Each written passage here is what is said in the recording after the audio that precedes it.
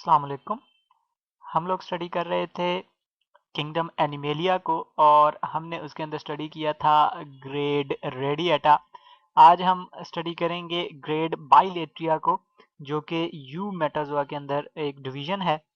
और बाइलेट्रिया के अंदर हम ऐसे ऑर्गेनिजम्स को रखते हैं जिनके अंदर बाइलेटरल सिमिट्री होती है, और ये सारे के सारे एनिमल्स जो हैं ट्रिप्लोब्लास्टिक होते हैं।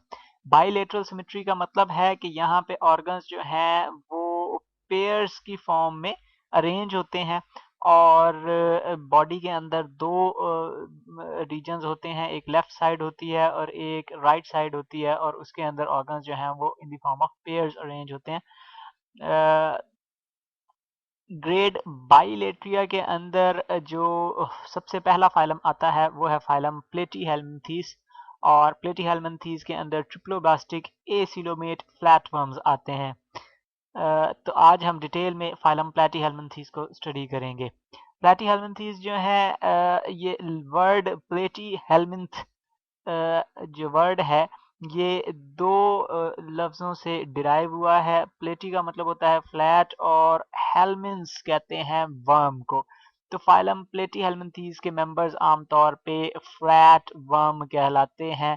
फ्लैट वर्म हम इनको क्यों कहते हैं? क्योंकि इनकी बॉडी फ्लैट होती है, जिस तरह एक पत्ते की सरफेस होती है, लीफ की सरफेस होती है, तो इसी तरह ये भी एक लीफ की तरह होते हैं।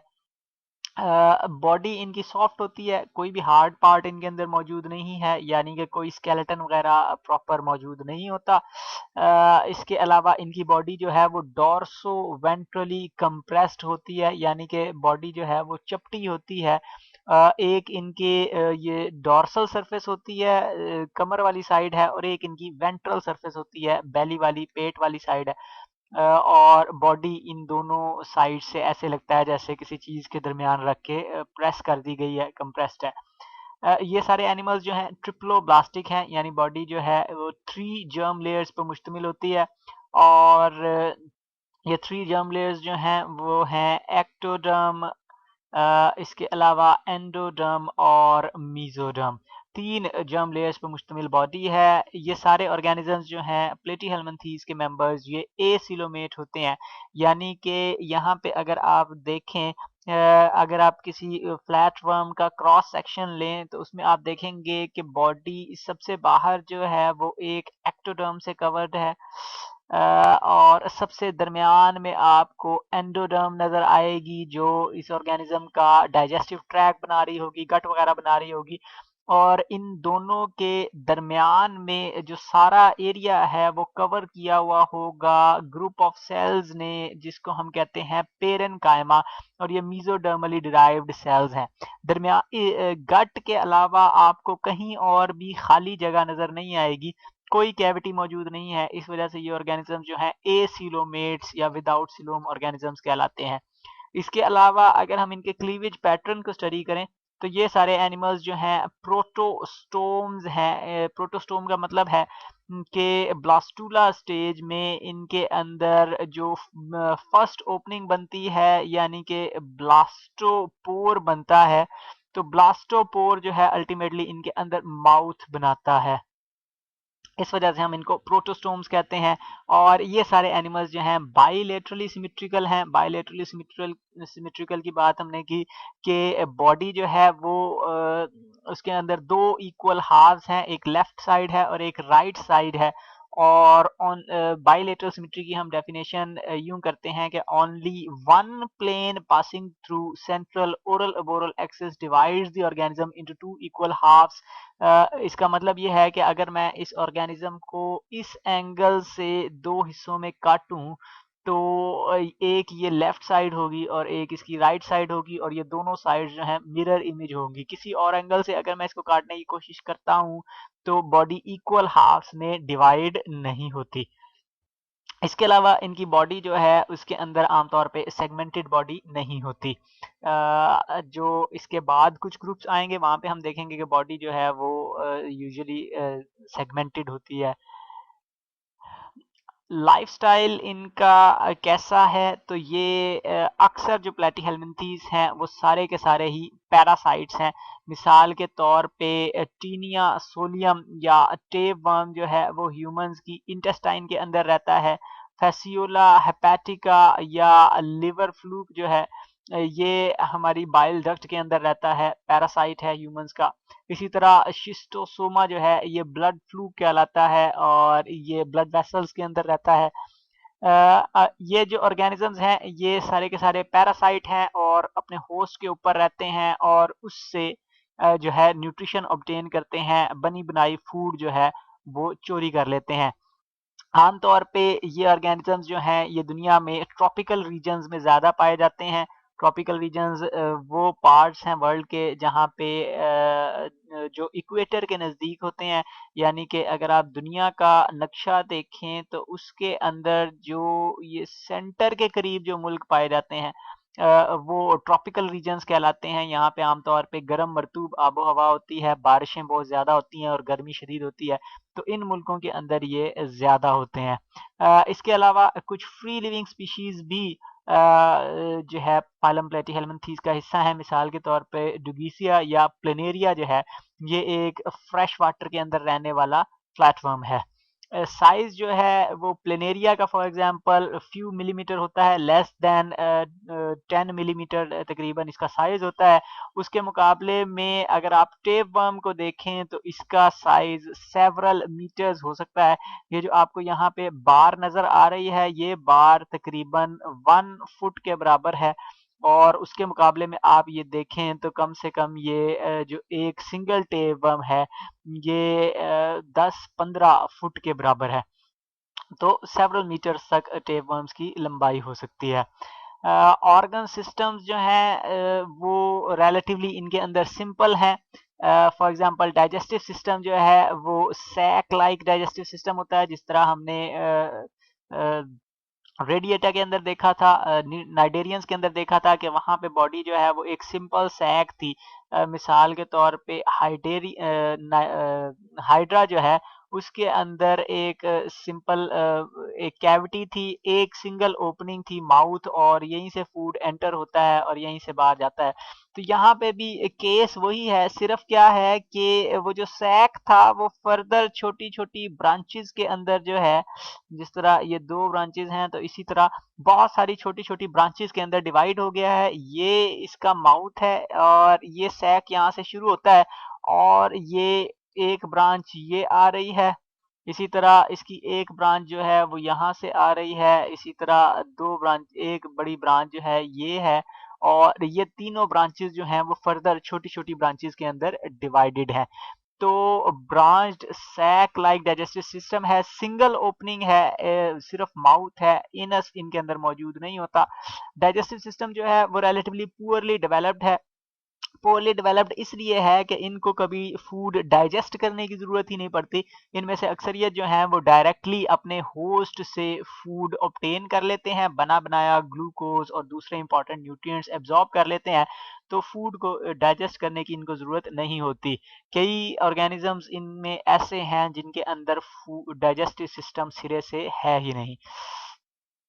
एक्सक्रीटरी सिस्टम जो है वो रिलेटिवली बेहतर इनके अंदर मौजूद है नाइडेरियंस की निस्बत, और एक्सक्रीटरी सिस्टम जो है वो बॉडी के अंदर जो है काफ़ी सारी ब्रांच्ड नालियां होती हैं, पूरी बॉडी के अंदर फैली हुई होती हैं तमाम सेल्स तक।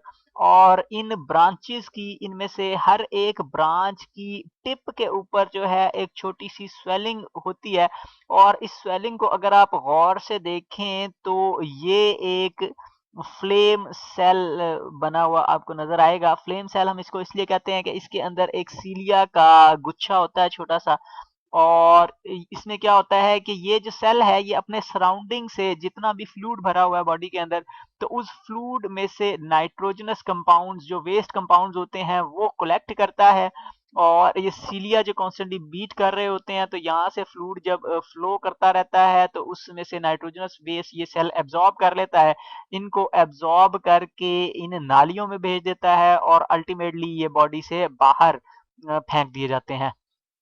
इसके अलावा इनके जो नर्वस सिस्टम है वो भी रिलेटिवली थोड़ा सा एडवांस्ड है। एडवांस्ड इस लिहाज से है कि इन ऑर्गेनिजम्स के अंदर बाकायदा तौर पर एक हेड मौजूद है। फाइलम नाइडेरिया के अंदर हमने देखा था कि वहाँ पे कोई प्रॉपर हेड नहीं था, यहाँ पे प्रॉपर हेड है और हेड के अंदर जो है वो जो न्यूरॉन्स का ग्रुप मौजूद होता है जिसको हम गैंग्लियन कहते हैं। अब इस गैंग्लियन से फिर फर्दर दो नर्व कॉर्ड्स निकलती हैं, दो नर्व्स निकलती हैं और ये नर्व्स फिर आगे बॉडी में फर्दर छोटी-छोटी ब्रांचेस में डिवाइड हुई हुई होती हैं। इसके अंदर ज़्यादातर जो केमिकल्स को डिटेक्ट करने के ऑर्गन्स हैं, इसी तरह लाइट को डिटेक्ट करने के जो ऑर्गन्स हैं, वो ये एंटीरियर एंड पे यानी कि हेड पे मौजूद होते हैं। 2 इसके अंदर आई स्पॉट आमतौर पे प्लेनेरिया के अंदर मौजूद होते हैं और इसके अलावा यहाँ पर इसको जो है वो केमिकल्स को डिटेक्ट करने के लिए, स्मेल या टेस्ट करने के लिए ऑर्गन्स मौजूद है। रेस्पिरेटरी सिस्टम, बाकी जो सिस्टम्स हैं रेस्पिरेटरी सिस्टम या सर्कुलेटरी सिस्टम, वो इनके अंदर मौजूद नहीं होता। उसकी वजह ये है कि इनकी बॉडी जो है वो बहुत ही स्मॉल है और ये स्मॉल बॉडी का फ़ायदा ये होता है कि ये just a few cell layers thick होती है, बारीक सी बॉडी होती है और गैसेस जो हैं वो डायरेक्टली इनकी स्किन से डिफ्यूज़ हो सकती हैं। तो कोई स्पेशलाइज़्ड रेस्पिरेटरी सिस्टम या सर्कुलेटरी सिस्टम की ज़रूरत इनको नहीं पड़ती। लोकोमोशन जो है वो आम तौर पे जो पैरासिटिक स्पीशीज हैं वो तो मूव ही नहीं करती। जिस ऑर्गेनिज्म को इन्फेक्ट कर लेती हैं फिर उसी के अंदर सारी ज़िंदगी गुजारती हैं, तो इनको एक जगह से दूसरी जगह जाने की ज़रूरत नहीं पड़ती। इसके मुकाबले में जो फ्री लिविंग स्पीशीज हैं मसलन प्लेनेरिया है, तो प्लेनेरिया की पूरी बॉडी जो है वो सीलिया के अंदर कवर्ड होती है और इन सीलिया के ज़रिए से ये पानी के अंदर स्विम कर सकता है और जाके किसी दूसरे छोटे-मोटे अपनी खुराक वगैरह ढूँढ सकता है, छोटे-मोटे जानवरों को खा सकता है। रिप्रोडक्शन जो है वो एसेक्सुअली भी होती है और सेक्सुअली भी होती है। एसेक्सुअल रिप्रोडक्शन जो है वो एक स्पेशल तरीके से होती है जिसको फिशन कहते हैं। फिशन के दौरान क्या होता है कि ये ऑर्गेनिज्म दरमियान में से ट्रांसवर्सली 2 हिस्सों में डिवाइड हो जाता है। एक इसकी राइट साइड बन जाती है, एक लेफ्ट साइड है, तो ये 2 हिस्सों में यहाँ से दरमियान से डिवाइड हो जाएगा। और उसके नतीजे में क्या होगा कि ये जो राइट साइड वाला पोर्शन है ये अपनी लेफ्ट साइड नई बना लेगा और ये लेफ्ट साइड वाला जो पोर्शन है ये अपनी राइट साइड जो है ये नए सिरे से दोबारा बना लेगा और ये दोनों अपने बाकी पार्ट जो है रीजनरेट कर लेंगे और उसके नतीजे में ये दो कंप्लीट इंडिविजुअल्स बन जाएंगे। इस प्रोसेस को हम फिशन का प्रोसेस कहते हैं। उसके मुकाबले में सेक्सुअल रिप्रोडक्शन जो है वो अ, उसी तरह से स्पर्म और एग के मिलने से बनती है। अक्सर स्पीशीज जो हैं वो हर्माफ्रोडाइट होती हैं यानी कि एक ही इंडिविजुअल के अंदर मेल ऑर्गन्स भी होते हैं और फीमेल ऑर्गन्स भी होते हैं। मसलन यहाँ पे आप देख सकते हैं कि इसके अंदर ओवरीज भी हैं और टेस्टिस भी हैं और ओवरीज जो हैं वो एग्स प्रोड्यूस करती हैं, टेस्टिस स्पर्म प्रोड्यूस करते हैं। इनके मिलने से जो है जाइगोट बनता है और जाइगोट फिर लार्वा बनाता है और लार्वा से फिर आगे कंप्लीट एडल्ट बनता है। फूड जो है जो पैरासिटिक स्पीशीज हैं वो डायरेक्टली अपने होस्ट से ही फूड ऑब्टेन कर लेती हैं। इसके मुकाबले में जो फ्री लिविंग स्पीशीज हैं वो आमतौर पे स्मॉल साइज्ड एनिमल्स को खा के प्रोटिस्टा वगैरह को खा के या प्लांट मैटर को खा के या डिकेइंग ऑर्गेनिक मैटर को खा के जिंदा रहती हैं। कॉमनली जो फ्लैटवर्म्स जो बहुत ज़्यादा मशहूर हैं उनके अंदर सबसे पहले ड्यूगेसिया है, जिसको हम प्लेनेरिया भी कहते हैं। प्लेनेरिया जो है ये एक फ्री लिविंग फ्लैटवर्म है और इसकी बॉडी के ऊपर छोटे-छोटे से सीलिया होते हैं और ये फ्रेश वाटर के अंदर रहता है। उसके मुकाबले में फेसियोला हेपेटिका है। फेसियोला हेपेटिका को हम लिवर फ्लूक भी कहते हैं। लिवर फ्लूक आपको ये यहाँ पर नज़र आ रहा है। लिवर फ्लूक जो है ये ह्यूमंस के अंदर एंडो पैरासाइट है। एंडो पैरासाइट का मतलब होता है ऐसे पैरासाइट्स जो इनसाइड द बॉडी रहते हैं, बॉडी के ऊपर नहीं रहते बल्कि अंदर रहते हैं। तो ये शीप के अंदर और ह्यूमंस के अंदर इन्फेक्शन कॉज करता है और ये डाइजेस्टिव ट्रैक के थ्रू एंटर होता है और फिर वहां से बाइल डक्ट के अंदर जाकर वहां पे बैठ जाता है और फिर सारी लाइफ वहां पे गुजारता है। इसके हेड के ऊपर जो है ये यहाँ पर सकर्स मौजूद होते हैं। सकर्स ऐसे ऑर्गन हैं जिनके जरिए से ये टिश्यू के अंदर जो है अटैच हो जाता है परमानेंटली और फिर वहाँ से रिमूव नहीं होता। फेसियोला हेपेटिका या लिवर फ्लूक जो है अपना लाइफ साइकिल 2 होस्ट्स के अंदर कंप्लीट करता है। इसका मेन होस्ट जो है वो शीप या मैन है। इसके मुकाबले में इंटरमीडिएट होस्ट जो है वो स्नेल है। जब इन्फेक्टेड इंडिविजुअल इन्फेक्टेड शीप या मैन के फीसिस पानी वगैरह के अंदर शामिल हो जाते हैं तो वहाँ पे जो स्नेल्स रह रहे होते हैं उनको ये इन्फेक्ट करता है और फिर वहाँ से निकल के अल्टीमेटली जो है वाटर से फिर ये शीप की बॉडी में या मैन की बॉडी के अंदर दोबारा से दाखिल होता है। उसके अलावा एक और बड़ा कॉमनली फाउंड फ्लैटवर्म जो है वो टेपवर्म है। टेपवर्म को हम साइंटिफिक नेम लेते हैं टीनिया सोलियम। टीनिया सोलियम भी एक एंडो पैरासाइट है ह्यूमंस के अंदर और इसके अलावा ये कैटल में और पिग के अंदर मेनली इन्फेक्शन कॉज करता है। इसका इंटरमीडिएट होस्ट जो है वो पिग या कैटल है, यानी कि लाइफ साइकिल का आधा हिस्सा ये मैन के अंदर कंप्लीट करता है और बाकी आधा हिस्सा जो है वो पिग में या कैटल के अंदर कंप्लीट करता है। इसकी बॉडी जो है वो एक लंबे से रिबन की तरह होती है और ये रिबन जो है ये छोटे-छोटे सेगमेंट्स से मिलके बना होता है। जैसे आप यहाँ पे देख सकते हैं कि ये छोटे-छोटे से टुकड़ों से मिलके बना हुआ है और एक लंबा सा रिबन है। और ये जो छोटे-छोटे से टुकड़े हैं इनको हम प्रोग्लॉटिड कहते हैं। अब प्रोग्लॉटिड जो है हर एक प्रोग्लॉटिड के अंदर सेक्स ऑर्गन्स का एक पेयर मौजूद होता है और ये जो सबसे नीचे के मौजूद प्रोग्लॉटिड्स हैं ये वक्तन फवक्तन जो हैं ये टूटते रहते हैं। अब ये जो टेपवर्म है ये ह्यूमन इंटेस्टाइन के अंदर रहता है।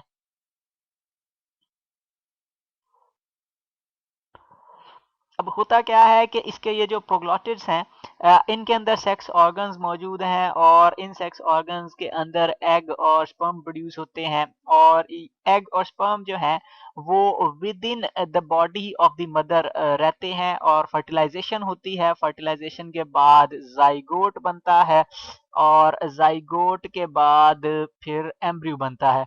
अब एम्ब्रियो जो है वो अभी प्रोग्लॉटिड के अंदर ही होता है तो काफी सारे हजारों की तादाद में एम्ब्रियो जो हैं वो आखिरी प्रोग्लॉटिड के अंदर जमा कर दिए जाते हैं और फिर ये प्रोग्लॉटिड जो है वो यहाँ से बॉडी से टूट जाता है और फीसिस के थ्रू जो है वो बॉडी से बाहर निकल जाता है। वहां पे जाके ये मट्टी वगैरह के अंदर मिल जाएगा और फिर जो है इस ये मट्टी के अंदर मिल जाएगा तो लार्वा जो है अल्टीमेटली वो ग्रास वगैरह के ऊपर कंटेमिनेशन काज करेगा और जब कोई जानवर मसलन कोई बकरी या गाय वगैरह जो है वो ये ग्रास को खाएगी तो ये इसके मसल्स के अंदर जाके गट के थ्रू उसके मसल्स के अंदर जाके बैठ जाएगा।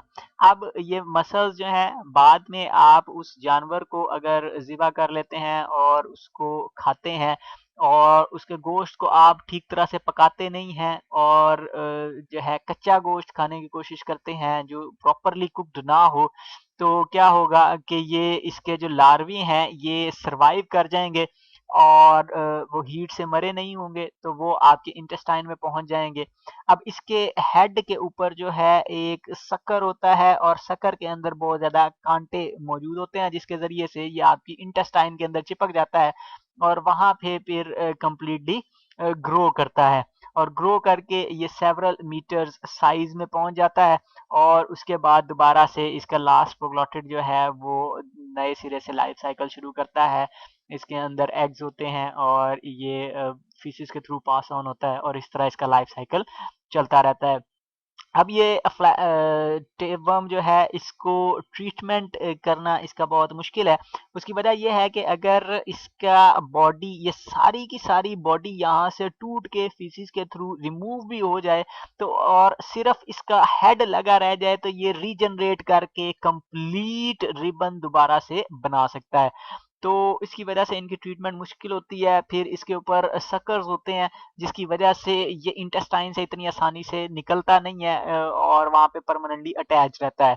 इसकी ट्रीटमेंट के लिए डॉक्टर्स जो हैं वो मेडिसिन देते हैं। इसके अलावा एक और टेक्निक जो इसकी ट्रीटमेंट के लिए यूज होती है वो एनीमा कहलाती है। एनीमा के दौरान एनस के थ्रू जो है वो मेडिसिन इंटेस्टाइन के अंदर डाली जाती है जिसकी वजह से ये टेपवर्म मर जाता है और फिर बॉडी से रिमूव हो जाता है। अब ये जो टेप वर्म्स हैं, सॉरी ये जो फ्लैट वर्म्स हैं, ये बेसिकली बने ही पैरासिटिक लाइफ स्टाइल के लिए हैं। इनकी लाइफ का हर एस्पेक्ट जो है वो पैरासिटिज्म के लिए एडेप्टेड है, बड़ी अच्छी तरह से स्पेशलाइज्ड है। मिसाल के तौर पे इनकी बॉडी के ऊपर एपिडर्मिस नहीं होती, बल्कि उसके मुकाबले में एक बहुत ही रेजिस्टेंट क्यूटिकल मौजूद है। अब ये क्यूटिकल क्या करती है कि जब इनके लार्वी को या किसी और इसके एग्स वगैरह को इंजेस्ट किया जाता है, तो हमारे स्टमक के अंदर बहुत सारे एंजाइम्स होते हैं, इसके अलावा हाइड्रोक्लोरिक एसिड होता है। तो ये जो क्यूटिकल है ये एचसीएल से या एंजाइम से, होस्ट के डाइजेस्टिव एंजाइम से इस ऑर्गेनिज्म को प्रोटेक्ट करती है। और इसके अलावा एक दफ़ा अगर ये आपके बॉडी के अंदर पहुंच गए तो वहां पे सकर्स या हुक्स की मदद से परमानेंटली जुड़ जाएंगे और फिर इनको रिमूव करना ऑलमोस्ट इम्पॉसिबल हो जाएगा। फिर क्योंकि एक दफ़ा ये होस्ट तक पहुँच जाएँ तो उसके बाद ये आमतौर पे किसी और जगह पे इनको जाने की ज़रूरत नहीं पड़ती। तो इसके लिए इन्होंने जितनी भी गैर ज़रूरी चीज़ें थी वो बॉडी से रिमूव कर दी हैं। मिसाल के तौर पे मसल्स और उनको कंट्रोल करने वाले न्यूरॉन्स जो हैं वो सिरे से इन्होंने ख़त्म कर दिए हैं, क्योंकि इनको ज़रूरत ही नहीं थी और ये परमानेंटली स्पेशलाइज़ हो गए हैं पैरासिटिज़्म के लिए। फिर इसके अलावा इनको डाइजेस्टिव सिस्टम भी, एडवांस डाइजेस्टिव सिस्टम की ज़रूरत नहीं थी, क्योंकि अक्सर औक़ात होस्ट से बनी बनाई खुराक इनको मिल जाती है, तो इनके अंदर डाइजेस्टिव सिस्टम भी जो है वो बहुत पुअरली डेवलप्ड है। इसके अलावा लेकिन क्या है कि एक इंडिविजुअल से दूसरे इंडिविजुअल तक चूंकि पहुंचना है, तो उसके लिए ये क्या करते हैं कि इनकी रिप्रोडक्शन जो है वो इंतहाई कॉम्प्लेक्स है। आमतौर पे लाखों की तादाद में एग्स जो हैं वो प्रोड्यूस किए जाते हैं, ताकि उनमें से कोई ना कोई किसी ना किसी होस्ट तक किसी तरह लाजमी पहुंच जाए। इसके अलावा लाइफ साइकिल जो है वो आमतौर पे बहुत ज़्यादा कॉम्प्लेक्स होता है और एक से ज़्यादा होस्ट्स के अंदर ये अपनी लाइफ गुजारते हैं, जिसकी वजह से इनके सक्सेस के चांसेस जो हैं कि अगर एक होस्ट अवेलेबल नहीं है तो कोई दूसरा होस्ट ऐसा होगा जिसके अंदर ये लाइफ गुजार लेंगे। तो इस तरह से लाइफ के गुजारने के चांसेस जो हैं वो सक्सेसफुली कोई होस्ट मिलने के चांसेस बढ़ जाते हैं। Thank you.